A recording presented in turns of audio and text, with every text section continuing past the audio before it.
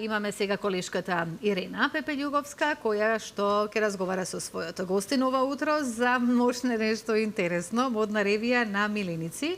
Илија Петковски, собственик на Груминг Академија Туту 5 Велнес центар. Добро утро и добре ли дојдовте? Добро утро, благодарам на поканата. Јас само ви прашала од каде ваква една интересна, сладка, убава идеја. Да, оваа идеја потекнува од членовите на Асоциацијата на стилисти за миленици, кои што се од прилика некои си 50% од сите стилисти за миленици кои активно работат оваа професија во Македонија, и дојдовме до идеја да едноставно да промовираме стандардот на занимање кој што го напишавме со Министерство за образование и труд и социјала, кој што искочи на крајот на минатата година и кој што ја дефинира нашата професија.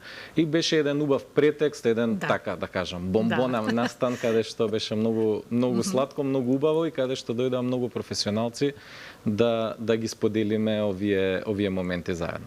Иренче, добро утро, уште еднаш, и ќе го проследиме овој разговор, меѓутоа ќе имаме можност да погледнеме и материјални или од сето ова што се случуваше со милениците, така да ќе уживаме сите, повелете. Благодарам, Слободанка. Добро утро, почитувани.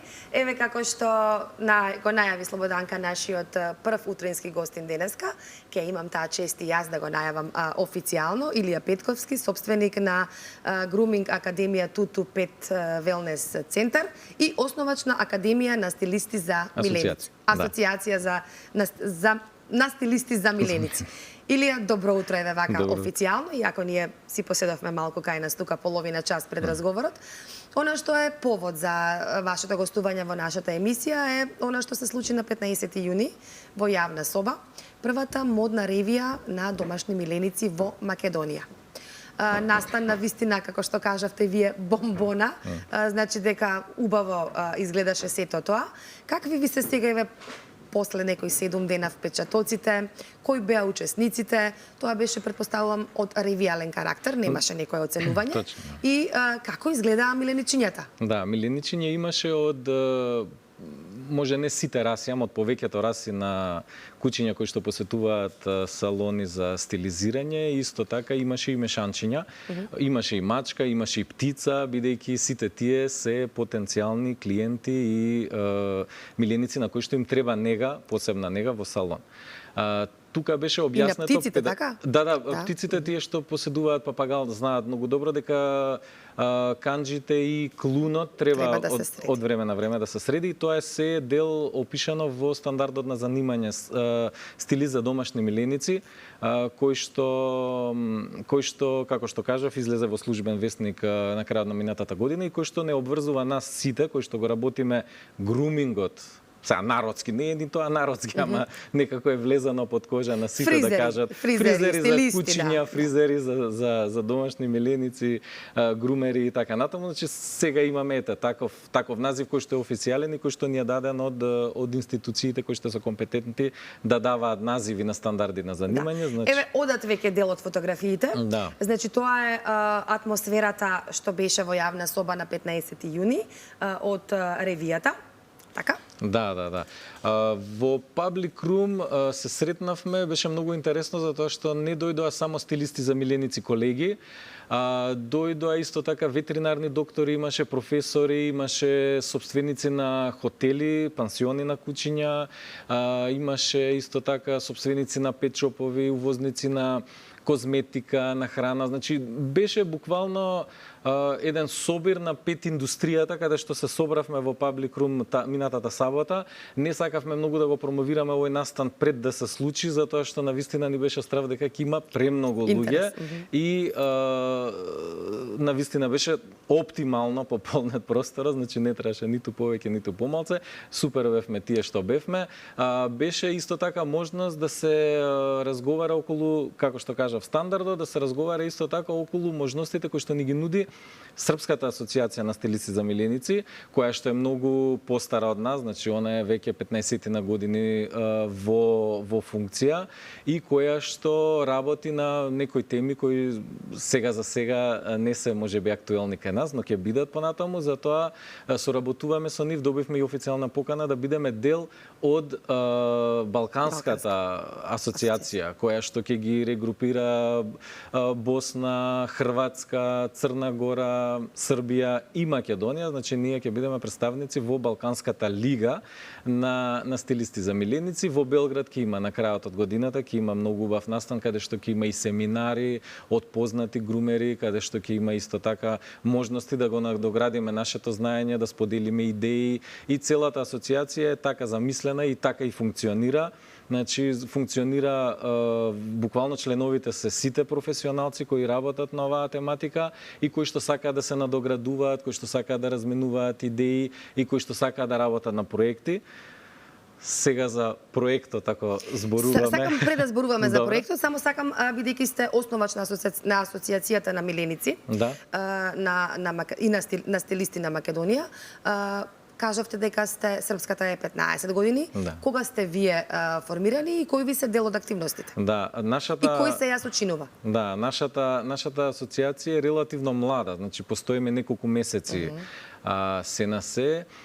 Имаме над 20 членови, значи во Македонија има некаде околу 60, нема официјални бројки реално, ама по наши статистики нема ни 60 салони од прилика кои што постојат во Македонија на целосната територија. Имаме членови од Дохрид, имаме од Струга, од Струмица, од Битола, имаме од Куманово, исто така цела Македонија е буквално покриена со стилисти на миленици, кои што ете пак ќе кажам се собравме околу оваа идеја. Може да биде буквално секој член кој што официјално, на официјален начин ја извршува оваа професија, дали во собствен свој салон или работи за некого, независно, тој како грумер, како стилист за миленици, доколку сака да се надоградува, сака да се дружи, да споделува идеи, може слободно да ни се придружи и да бенефицира од сите поволности кои што ги имаме ние како членови на асоциацијата. Тоа се пред се семинарите, имаме многу семинари, секој месец организираме по еден семинар кој што е бесплатен за членовите и на кој што ги надоградуваме нашите знаења, затоа што знаењето е пред се темелот на пристапот кој што ќе го имаме кон нашите клиенти и кон нашите миленици. Така да многу фокусот ни е ставен на знаењето, на доградување на истото и проширување еве сега со оваа можност која што ни се укажува преку Балканската федерација, асоциација, да стигнеме веќе на многу повисоки нивоа на знаење. Професијата груминг е во подем, нели, во последно време. Ќе зборуваме на крај за незе. Би сакала да одвоиме време за проектот. Тоа е Европска платформа идентификација на миленици, односно за одговорно сопствеништво. Ова е многу важен проект на кој што вие работите во Македонија за повеќе, еве вие ќе објасните, за одговорно сопствеништво. Така, тоа е она што ни недостасува на нас овде во Македонија. Значи не е само да се земе домашно милениче, нели сепак треба да му се даде, да му се обезбеди дом и љубов и се, меѓутоа треба да постои пред се одговорно сопствеништво. Значи ако се земе милениче да си се чува, а не како што знаеме често пати се откажуваат за жал луѓето и ги оставаат тие кучиња на улица. Токму за тоа е овој проект наменет. Тоа е факт, да. Ние работиме, пак ќе кажам, како професионалци имаме интеракција со отприлика 10.000 сопствени, активна интеракција, кажувам, околу 10.000 сопственици на физичка интеракција на миленици и можеби околу 100.000 следачи кои што ги имаме виртуелно на нашите социјални мрежи кои ќе ги собереме сите заедно.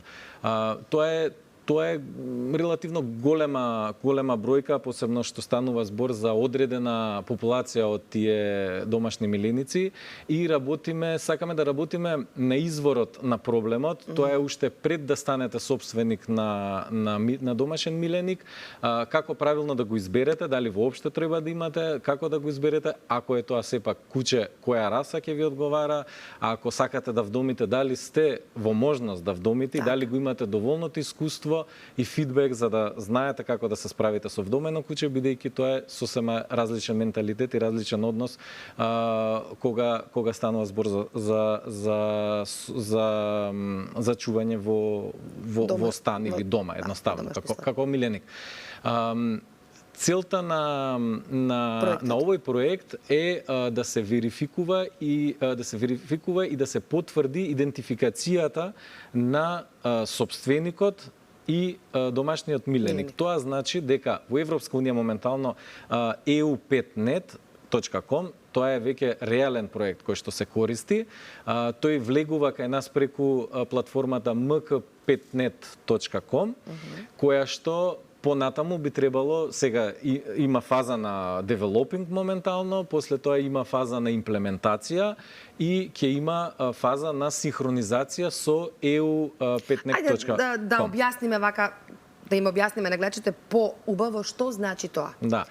Што Тоа значи опфаќа ова? дека секој собственик има можност, најпрво ќе почнеме со собствениците што имаат висок степен на одговорно собствеништво со кој што работиме активно, затоа што сакаме да создадеме критична маса, бидејќи одиме на позитивен пристап кон целата проблематика, значи не сме тука ниту компетентни, ниту сакаме воопшто некого да казнуваме или стигматизираме, туку баш напротив, одиме со љубов и одиме со позитивна енергија, значи таа позитивна енергија да ја шириме ние како професионалци и да ја шират тие што се одговорни собственици, кои што се идентификувани како такви и кои што сакаат да влијаат на својата околина. Со тоа што ќе ги внесат податоците од својот миленик на оваа платформа, ќе има QR код. Да речеме, еве едноставен пример, кога примате куче во салон, вие сте стилист за миленици, ви доаѓа куче во салон, вие не знаете дали е точно тој собственик на тоа куче, не знаете дали податоците кои што ви ги дава за тоа куче се веродостојни или не.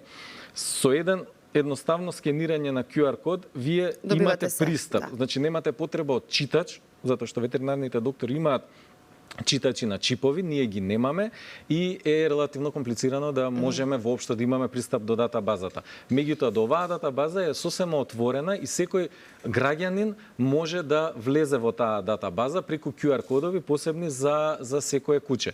Така да утре би била многу полесно пронаоѓањето на некое загубено куче, идентификацијата, како што кажав, на напуштено куче исто така ќе биде многу полесна, поевидентна, и исто така за понатамошни фази може да се надоградат информациите кои што сега се во чипот и кои што се релативно сиромашни, може да се надоградат со многу други историјати околу самото куче.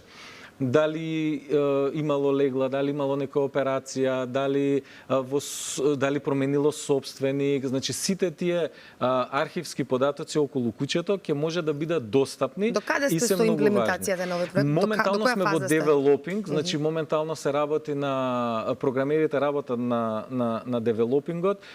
Промотор и на целиот проект е професорот Владко Илиевски, кој е специјалист за благосостојба на домашни миленици при Европска унија и тој е професор на ветеринарниот факултет и на други факултети во регионот како надвршен соработник.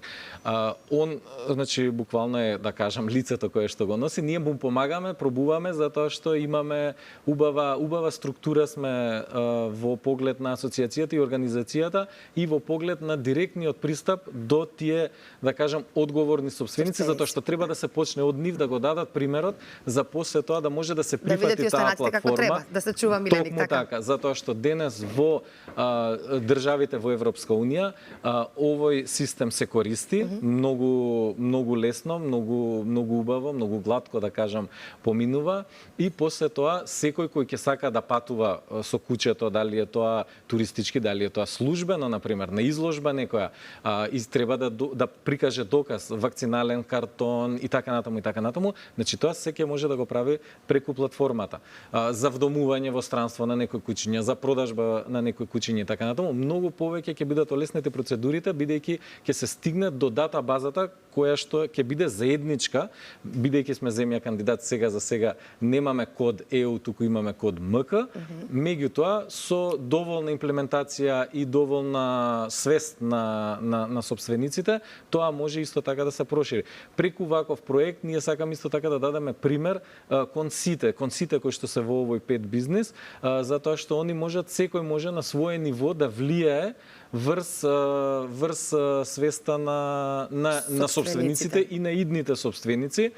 И ќе кажам, Сепак, еве, доколку разговараме за бездомната популација, точно е дека има еден фрагмент од нејзе е составен од куќиња кои што се напуштени и на овој начин може многу поубаво да се контролира тоа напуштање и после тоа државата, доколку има реперкусии, а би требало да има и соодветни казни и нивна имплементација, затоа што не е доволно само да се донесе законот, туку треба да се имплементира, ќе биде можност да се направи истото, исто така доколку има ограничувања во поглед на легла, кој може, кој не може и така натаму. Значи тоа би било сето тоа би било срочено многу фино и убаво и транспарентен начин за сите во една платформа која што би можеле да ја користиме.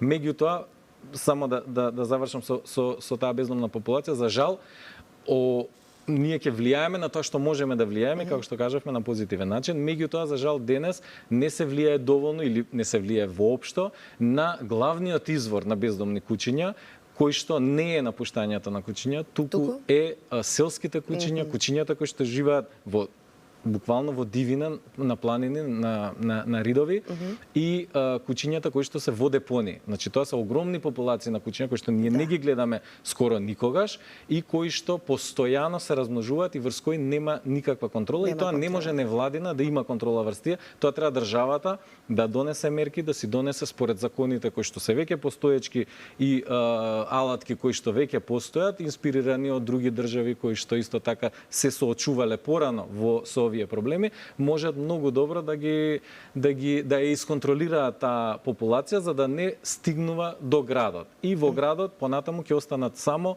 оние куќиња на неодговорните собственици или на собственици, да не забораваме, има собственици кои ќе починат, а после тоа нивното куќе не сигурно дека има кој да го чува. Има луѓе кои што не можат, значи за жал не може да се снајдат со тоа куќе и не може пробуваат, не може да искочат на крај. Треба да има прифатилишта. Ние имаме вдомено, јас лично имам вдомено во Франција, такво куќе, старо куќе кое што никој не сакаше да го вдоми, го вдомивме со сопругата. Значи убаво е да постојат такви прифатни центри затоа што секогаш од домашните куќиња секогаш ќе има, за жал, потенцијални бездомни кои што може да се поминат кроз тој систем. Меѓутоа, овие конкретно куќиња имаат и друг менталитет и друга основа генетска и не се толку подобни за миленици, а пак ќе кажам, доколку сакате да спасите некое куќе, земете го дома и спасете го со тоа што на чипот ќе му ставите и сега на QR кодот вашите податоци и бидете одговорен сопственик. Ете така. Убаво објаснивте се за овој проект, иако кажавте дека е се уште во развојна фаза. Во развојна фаза. Ќе имаме можност повторно да ни гостувате овде кога веќе ќе бидете при крај со имплементацијата на целиот овој проект. Сосема за крај во една до две минутки сакам за груминг професијата. Груминг е една професија која што е сега во последно време многу популарна во Македонија. Се повеќе луѓе ги носат своите миленичиња нели на дотерување. Што опфаќа грумингот? Еве вака народски кажано, едно стилизирање на домашните миленичиња. Само на кратко, колку да знаат гледачите што значи. Најчесто асоцира на изложби, асоцирани изложбени куќиња на такмичени, на фризури екстравагантни. Воопшто не е тоа. Воопшто не е тоа. Тоа е помалку од 1% од куќињата, многу помалку од 1% од нашите клиенти, инаку тоа значи хигиенска нега пред се, затоа што има раси кои што им е неопходен грумингот, бидејќи може недоволна нега или воопшто отсуство на нега доведува до смрт. Буквално, затоа што тие имаат коса, таа коса се заплеткува, таа коса се развиваат секакви инфекции во незе, мора да се среди, мора да се скрати и мора да се шишање, средување. Извинете, да, значи сечење на ногти, турпијање на ногти, средување на интимните делови, средување на влакната меѓу шепи, скубење на уши, чистење на уши, чистење на очи, сигурно заборавив нешто, шишање секако, бањање, фенирање, четкање, значи сето тоа, една целосна хигиена која што собственикот по правило, одговорниот собственик ја врши во својот дом. Значи, тоа е континуирана нега која што се врши врз куќето, посебно пак ќе кажам за салонските раси на куќиња кои што имаат коса во литературата, не што се митарат, туку што имаат коса, кои што се хипоалергени, тие куќиња и како имаат потреба од секојдневна нега од страна на собственикот и од време на време, како ние што се чешламе, мислам јас може не, ама вие сигурно повеќе, се чешлате дома секој ден, а одите на фризер од време на време. Така да и ова е буквално истото. еден фризер, значи за домашни миленичиња. Илија, Да. многу ви благодарам за Фала на вас. денешното гостување во емисијата. Сега ќе ве пуштиме назад, бидејќи ве чекаат веќе, Да, знам дека треба да им се работите од вратиме. раните утрински часови Да, од да. 8 до 14, тоа ви е работното време. Благодарам уште еднаш и Фала на нека вас. биде ова можност за повторно ваше гостување кога ќе бидете веќе при крај на реализацијата на овој навистина корисен, пред се корисен проект за Македонија и за домашните миленици, да го крстиме како одговорно сопствеништво. Да, да. Има Македонија одговорни сопственици, сепак да Апсолутно, завршиме со апсолутно, една апсолутно. позитивна нота на разговорот. Повеќето и се Така. повеќе, се повеќе. Да. Благодарам за гостувањето. Фала на вас. И јас исто така ви благодарам и ви посакувам многу успех во она што сте го замислиле како ваша реализација да се исполни, па се гледаме како што кажа Ирена и на други во овие теми кои што се исто така многу важни за сите нас. Благодарам.